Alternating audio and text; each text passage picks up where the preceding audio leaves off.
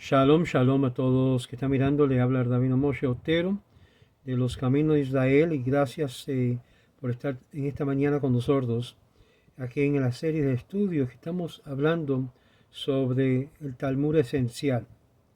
Ya habíamos visto un poquito del Talmud, sus componentes, pero vamos a ver en esta mañana, Bezrat Hashem, lo que es los Amoraim de Babilonia. Habíamos visto anteriormente los Tanaim, ahora vamos a ver los Amoraim. La codificación de la Mishnah y la muerte del rabino Yehuda marcó en el principio una nueva era y un periodo de los Amoraim. El verbo de Amoraim es amar, de hablar o interpretar. De aquí, estos eran los que interpretaban la Mishnah.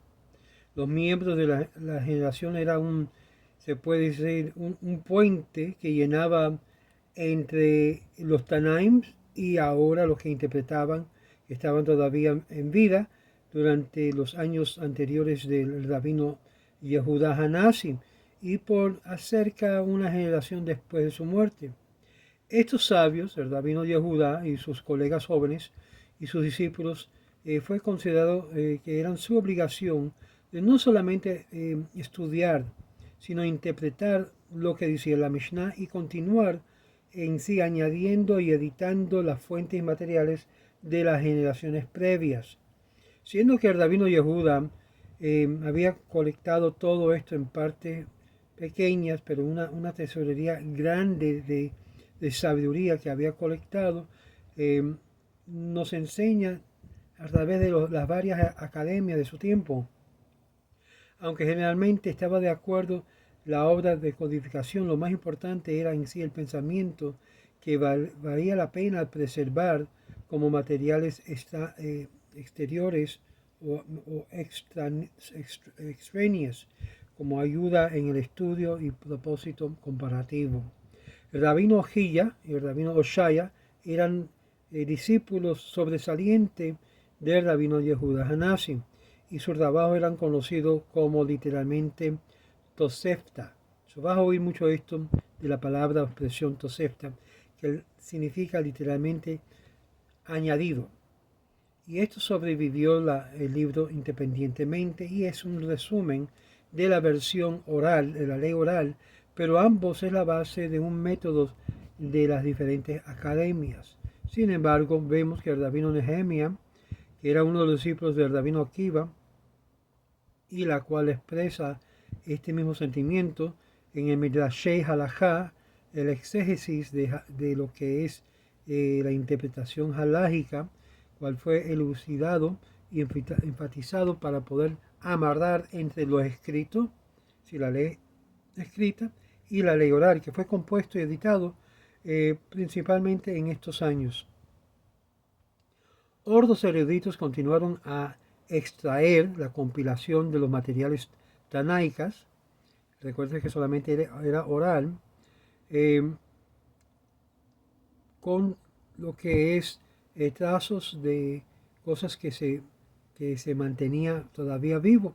La abundancia de estos materiales es ilustrado por la interpretación alegórica, por ejemplo, de los versos de Cantar de Cantares, los 300 reinas, y por lo tanto hay 60 tratados de la Mishnah y 4 concubinas, Tosefot, y las vírgenes, la cual es numerado como halajot.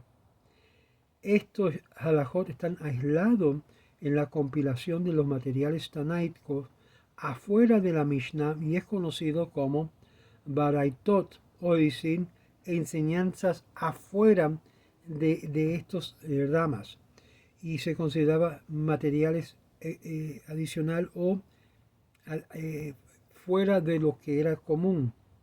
Estas obras que preservaba y codificaba la mayoría del cuerpo de la ley oral iba por varias generaciones. Pero es importante de entender que poco a poco, como se estaba debilitando el enfoque de lo que es la erudición de la Torah, hubo cambios en diferentes áreas. Cambios en el sentido no del contexto, sino de las aplicaciones.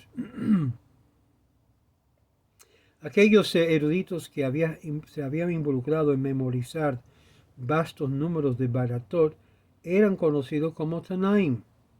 Por este término tomó lo que es significancia la expresión Tenaim, que ya no eran creadores de la ley oral, sino más bien individuos que tenían ese talento fenomenal de memoria que no siempre comprendían las significancias por completa de lo que estaban memorizando.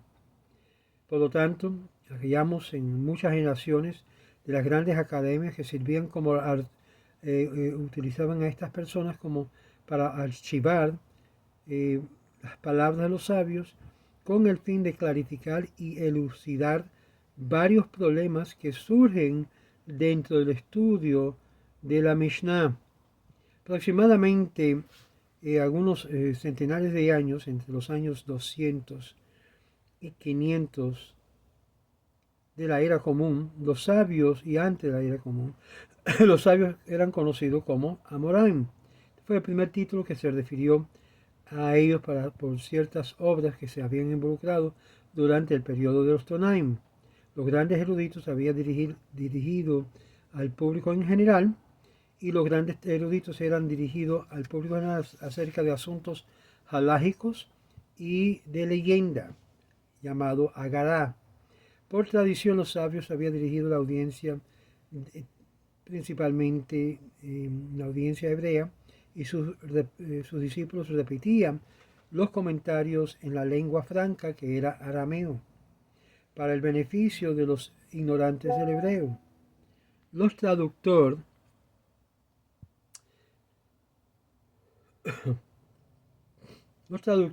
eran muy activos durante este periodo de lo que es la lectura de la Torá pública. Inmediatamente rendían cada verso en arameo y su contenido era entendido por todos. Por lo tanto, los Amoraim esencialmente eran traductores y muchas veces eran muy popular y popularizaban las enseñanzas halágicas básicas de los eruditos.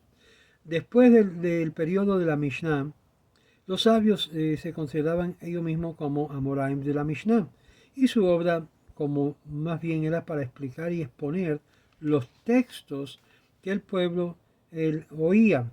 Esto más bien creaba una independencia halágica, y al curso del tiempo los Amoraim llegó a ser los mentores del pueblo, que introducía su propia innovación halágica en los diferentes aspectos, pero por causa de su humildad continuaron a llamarse por este título de Amoraim. En el periodo de la completación de la Mishnah, era lo que es de significancia histórica, que aún cualquier otra razón que emergieron la independencia y el centro de importancia del aprendizaje en Babilonia. Aunque habían eruditos en Babilonia de cada generación, sin embargo hallamos varios grandes Tanaim, tales como Hillel, el judío, que durante la vida en Babilonia había sido considerado como una sobresalida de la cultura de ese momento de Israel, o de la cultura que aquí históricamente lo llaman Palestina, pero no había Palestina en ese tiempo. Eso fue una tergiversación de Roma. Sin embargo, por la autosuficiencia en asuntos espirituales, cuando nadie apareció, logró el rabino Yehuda como un líder no solamente político, sino espiritual para el pueblo judío. Sin embargo, las autoridades del este, o de lo que era de la tierra de Israel, se habían debilitado en cuanto a su elección, porque había sido lo que es exiliado.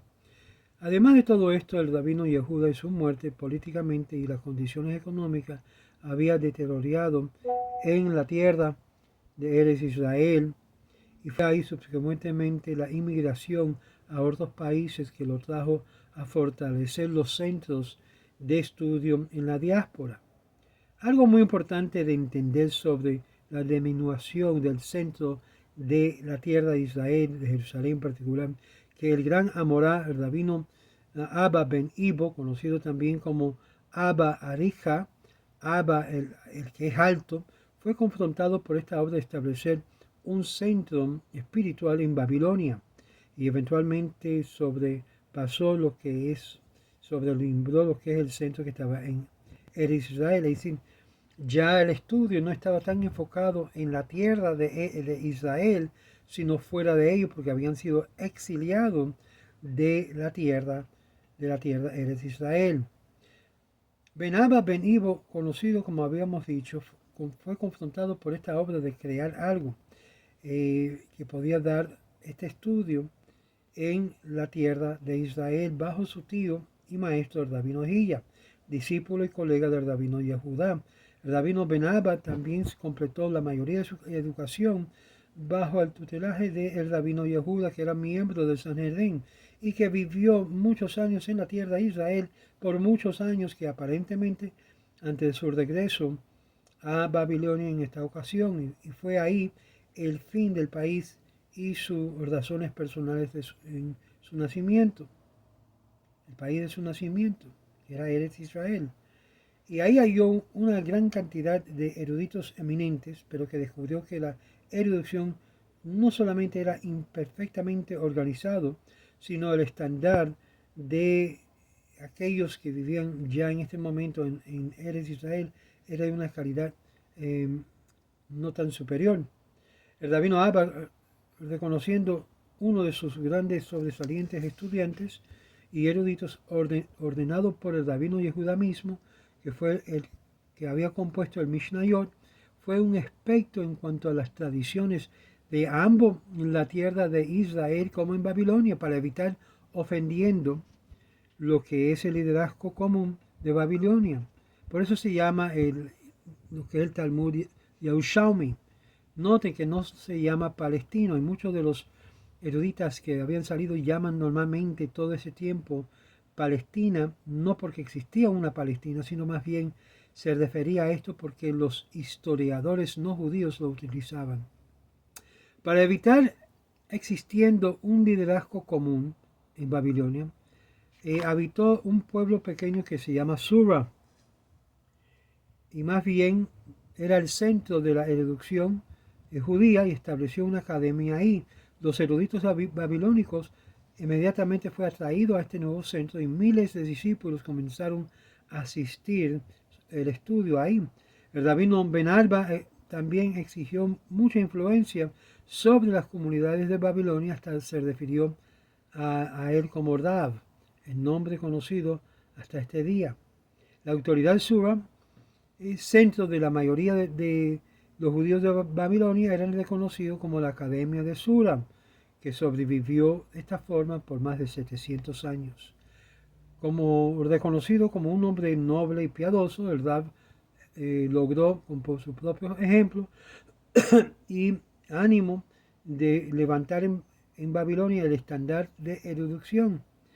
Fue un contemporáneo joven del sabio Samuel, quien estableció su segundo centro en el pueblo de Nahardia. Aunque esta academia se movió luego después se mantuvo lo que es asociación y rivales con Sura, mientras que florecía el centro de la Torah en Babilonia. Rab y Samuel también juntamente constituyeron la primera generación de Amoraim de Babilonia, la cual habría de crear el molde de la erudición de la Torah en el país de la generación por venir. Por esto, su cercanía personal y amistades eran completamente inigual en carácter. Rav pudo trazar su linaje para atrás hasta la casa de David, igual con Yehuda Hanassim, y esto está conectado con lo que es el matrimonio con Resh Galut, es decir, los hereditarios exiliados de los líderes de la judería babilonia. Él también era muy versado en la tradición de lo que era de Yerushalmi y el estudio, además de varias colecciones de Mishnayot.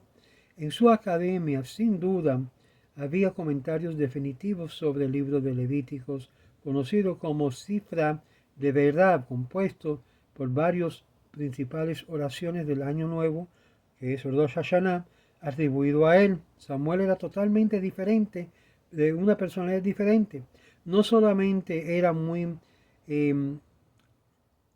su punto de vista exterior era de uno que siempre salía era gente del pueblo, era gente que se conectaba con el pueblo, pero también por su ocupación, mientras que Rab se involucraba en lo que es el comercio del día y de una escala internacional. Samuel era de sobresaliente, un médico de su día, un gran astrónomo y cabecilla del tribunal de los exilarcos.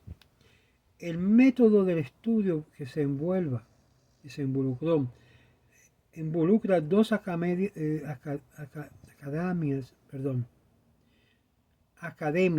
concentrados en la elucidación de la Mishnah, citando lo que es fuentes que corresponden al Mishnah extrañas, en un esfuerzo de llegar a cabo un análisis de la Mishnah de todos los posibles ángulos. Por esto, según la Halajá, no había manera de ordenar oficialmente los eruditos afuera de Eretz Israel. Los sabios de Babilonia no podían ser conocidos por el título de rabino porque esto, por lo tanto, era denotado por el Rab, un título atestando de su erudición sin que de acuerdo a la estatus halágico. Siendo esto la misma persona, nadie del cuerpo de Sanhedrin podía desarrollarlo en Babilonia. El enfoque de aprendizaje era una esfera que no era necesario lograr alcanzar decisiones halágicas. Con esto entre comillas. Una de las cosas que los sabios siempre respetaban, que uno nunca posteaba su pose, su decisión halágica antes de su maestro. Algo que hasta el día de hoy se practica. Es decir, si ahora yo tengo mi maestro aquí mismo en el cuarto, yo no puedo opinar mi decisión, mi opinión y decir, este es la halajá, esta es la forma de seguir. No. Mientras que el Rab y su decisión eran aceptados, sin embargo, prevenía que sus discípulos podían mirar a ambos métodos. Siguiendo en las siguientes generaciones, muchos de los sabios de Babilonia llegaron por el camino de Eretz Israel, donde había muchos eruditos prominentes ahí, y las academias de Babilonia ya estaban bastante amplios de importancia que se involucraban en sus métodos independientes de estudio y la escuela de pensamiento. Rab logró ser un discípulo del rabino Huna en Sura, y fue ahí que fue heredor de Samuel por el rabino Yehudá, que también estudió bajo el Rab, y su academia fue transferido de Naharia a Pumbetita, que ahí se mantuvo. Los eruditos del periodo incluían Hista, que vivió a una edad bastante anciana, el rabino y el ciego rabino Sheshet, uno de los hombres más eruditos de su edad, que tenía una lengua muy aguda y sin duda tenía un punto de vista muy fuerte y muy dura. Se llamaban el hombre de hierro, el hombre duro de hierro, porque cuando hablaba era ¡pah! Fuerte. Rabino Nachman, el hijastro del exiliado, era un juez increíble según la tradición de Samuel. En la tercera generación babilónica de los Amoraim habían personalidades muy sobresalientes. Raba, que era corto por Rabino Abba, un hombre brillante que podía desenraizar las montañas según muchos de sus contemporáneos, quien vino a ser la cabecilla de la academia de la edad temprana, y el rabino Yosef, que fue también un gran experto en la Torá. Rabino Yosef llegó a llegar a ser ciego en la edad más anciana, pero mantuvo lo que es la congenialidad y sus relaciones calorosas con sus discípulos. Eventualmente fue reemplazado por el Rabá, que era la segunda cabeza o la academia que tomó lo que es el lugar. Este debate entre los dos hombres llegó a ser parte de el currículum de las academias, y fue ahí que los eruditos traían en sí resúmenes de erudición ambos de la tierra de Israel como en Babilonia, y esto renovó el contacto que inspiró a dos sabios en cuanto a los pilares centrales del aprendizaje en Babilonia, Abaye y Raba. Abaye era el el sobrenombre que fue dado a Raba como su nieto, Nachmani ben Kayil, que aparentemente significa el pequeño padre, que fue nombrado después de Rabá, el padre de Rabá, Nachmani.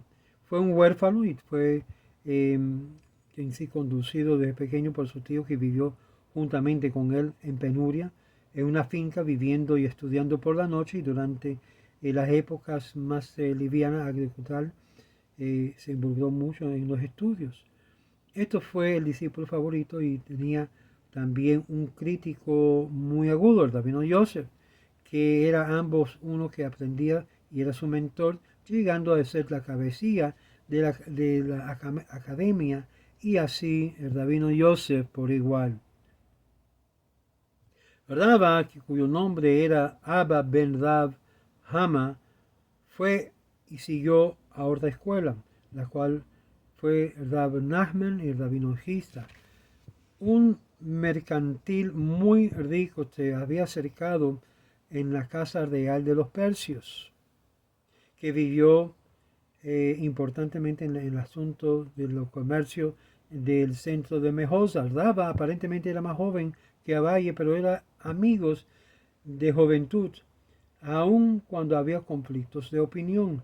Centenares de debates entre los dos eran y son citados en el Talmud babilónico, y la discusión en la cual se involucran diferentes ejemplos clásicos por el método del Talmud babilónico.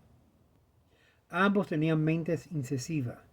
Abaye trató de ser más formal con el formalismo, mientras que su colega representaba un realismo actual, y era más práctico. Abaye era más moderado en su conclusión y prefirió una solución simple, mientras que Raba, su decisión era clara, aunque su método halágico era muy complejo. En numerosas áreas estaban de acuerdo, pero la mayoría de la importancia halágica y sus elementos son frutos de sus propios esfuerzos juntos. En sí, lo que sobresalió fue el intelecto, y en gran cantidad, como también hallado en calidad, los eruditos para la próxima generación, como el rabino Papa, el rabino Nachman bar Itzhak, el rabino Hunam ben Rav Yashua, se involucró a gran extento en elaborar teorías que los sabios y derivaban conclusiones de ellos. En esto anterior reconocían que la edad de Abaya y Raba constituía un punto de cambio en cuanto a la erudición de la Torá. Hasta su tiempo la tradición era de ser traído de maestro a discípulos, y esto jugó un lugar muy central en su estudio, mientras que de ahí en adelante el análisis crítico y lo que es la búsqueda, lo que es la indagación individual y el desarrollo de nuevos métodos vino a ser más importante cuando pasaba el tiempo. Consecuentemente, la conclusión de las generaciones anteriores llegaron después de examinación y eliminación, y era de mayor significancia del punto de vista halágico.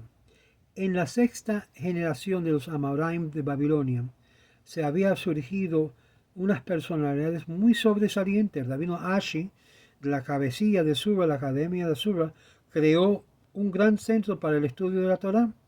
Aparte del hecho que tenía influencia muy decisiva, sus actividades eran conocidas por sus orígenes y su trasfondo familiar. Por lo tanto, es conocido como un hombre rico que se mantuvo una cercanía con las autoridades persias, y era un líder político en la comunidad judía de Babilonia, y que tenía una autoridad muy amplia, más aún del mismo exilarco mismo. Aquí hallamos que el rabino Ashi era universalmente reconocido como uno de los eruditas mayor de su edad. Y fue aquí la combinación de la Torá y la grandeza en su lugar que lo caracterizó. En esto hallamos el rabino Yehuda Hanasi, el rabino Ashi, que en sí impuso una obra para poder redactar el Talmud babilónico, la cual tenemos hoy en día. Con temor lo desorganizó por lo que es el material oral de gran bulto, que estaba en peligro de caer en en desaparecerse por los años, pero durante los años, cerca de 60, comenzó a servir como la cabecilla de la academia y se dedicó a sí mismo al proyecto de construir lo que es los renglones para el Talmud babilónico. Y fue ahí un gran obra gigantesco con una mirada de compilación del Mishnah llamado totalmente por su nueva forma, sus nuevos métodos de organizar y editar lo que era el Talmud. Rabino Ashi él mismo no menciona, no es mencionado ni siquiera en el Talmud, pero frecuentemente por la boca de otros sabios es mencionado. Y por esta razón, grandes cantidades de materiales es citado anónimamente, pero que en sí se le aplica a él porque él fue quien lo hizo. Esta obra no puede ser completada en una sola generación y después de él que completó en sí las bases. La obra continuó a su sucesor, discípulos, su colega, el rabino Rabina. Estos dos eruditos en sí, los últimos de los maestros, en sí rodean lo que es el periodo de los Amoraim o los Amoritas. Rabino Ashi, discípulo, y sus púpiles, sus estudiantes, continuaron la obra de redactar el Talmud babilónico y su obra final llegó a ser los nombres de varios sabios que vivieron durante esa época después del Rabino Ashi. Y ahí fue la contribución que en sí nos dio la editación final y suplementos de lo que era el Talmud. Y su obra principal nos lleva a cabo con estos grandes dos eruditos. Por más de 200 años después, eruditos han estudiado el Talmud e introduciendo aún enmiendas pequeñas y adiciones, pero el grupo de esto es conocido como Saboraim, expositores, dando su obra su posición o su aspecto final. En este caso, solamente son nombrados aquellos que fueron recordados, muy pocos conocidos por las personalidades y sus logros. Ningún erudito singular es nombrado por haber oficialmente completado el escrito y la editación del Talmud, como es el caso con el Mishnah. Sin embargo, es significante decir lo siguiente: el Talmud nunca fue completado y por lo tanto nunca en un tiempo de actividad intelectual se halló el Talmud que vino a estar de pie solo, sino que continúa a tomar nuevas formas por muchas generaciones por venir. Es decir, que el Talmud es una continuación del pensamiento de los sabios hasta el día de hoy. En el próximo video ya vimos lo que eran los Amoraim de Babilonia. Vamos a ver ahora lo que en muchos de los documentos llaman los Amoraim de Palestina o de Jerusalén o de la tierra de Israel. Yo prefiero por causa que no existió el nombre Palestina en el tiempo cuando el Talmud estaba puesto, eran llamados Eretz Israel, y así me lo voy a referir a todas las obras que fue creado en Eretz Israel. Hay otros autores que usan el término palestino, que en sí es un término como que, por ejemplo, que fue empleado durante el tiempo post el mandato británico, y por lo tanto yo rehuso de usar la expresión palestino para ser muy claro que cuando los judíos en la erudición usan la expresión palestina, estaba hablando de la tierra de Israel y no de una nación que se llama Palestina. Esto hay que demarcar claramente. Vamos a ver los Amoraim de la tierra de Israel, de Eretz Israel, cuando Israel fue al exilio. Y así lo voy a llamar, lo voy a referir a Eretz Israel o Yerushalmi, para hacer referencia a los Amoraim, los sabios, que tradicionalmente se llaman en la literatura histórica como Amoraim en Palestina. No es Palestina. Sea muy claro que nunca hubo una tierra llamada Palestina. Esto fue una tergiversación. Yo creo que cualquier erudito debe corregirlo en su vocabulario y su hablar. Eso es mi opinión y seguiré así haciendo referencia a los sabios de Eretz Israel y los sabios del exilio que son de Babilonia. Le habla David Moshe Otero, espero que comenten porque es muy importante su interacción y es importante que apoyen no solamente de palabras sino de bolsillo lo que es instituciones de Torah. Shalom, shalom y muchas bendiciones.